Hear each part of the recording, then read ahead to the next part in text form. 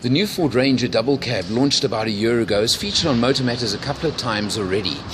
And in fact, I was even on the launch of the new 2.2 automatic versions about a month or two back. And there is a video on our YouTube channel featuring the 2.2 litre automatic. So I'm not going to spend too much time covering features that we've covered before.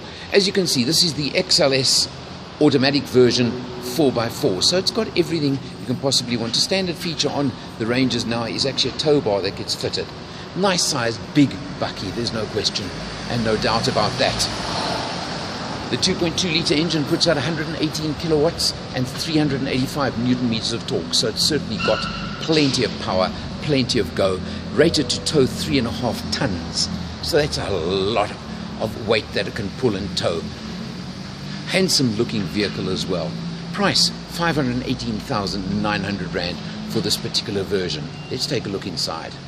Behind the wheel of the Ford Ranger double cab, and this is the XLS spec, so keep that in mind. It means cloth seats as opposed to leather on the XLT and the Wildtrak versions. But the feature of this particular version is the 6-speed automatic gearbox over here.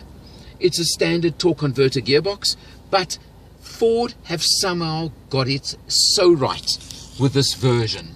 And what I mean by that is the fact that the gearing and the matching of the gearing to the engine and the power of this 2.2 litre diesel engine just works incredibly smoothly for a bucky application.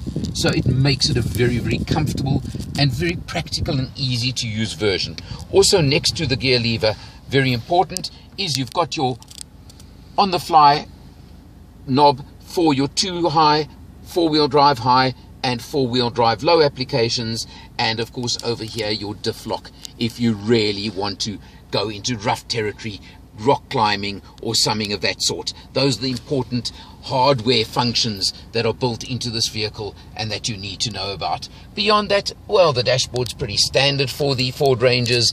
It's very much as per other versions and other ones in the range, so we won't spend too much time. In the center, of course, you've got a smallish screen, and that has your Sync 2 standard on it, and that again is pretty standard, so nothing much to really write home about. We've covered 350 kilometers so far on this test, and well, it's averaged 9.2 liters per 100 kilometers during the test period.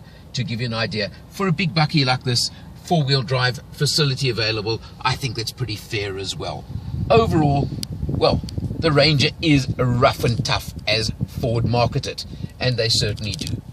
The 518,900 Rand price is very market competitive. Of course, competitor, the first one has to be the Hilux. You do have the Isuzu, and you do have the new Fiat that's come onto the market, plus some of the Chinese and Indian competitors as well. It's a crowded market segment. It's a case of what do you like, what do you prefer, and you pay your money, you take your choice, and you make your choice. But I can tell you from my point of view, the Ranger is a massive contender, and the fact that it is fighting the Hilux for #1 in the sales constantly says the market accepts it as such. For Motor Matters, I'm Alan R, and I'll see you next time.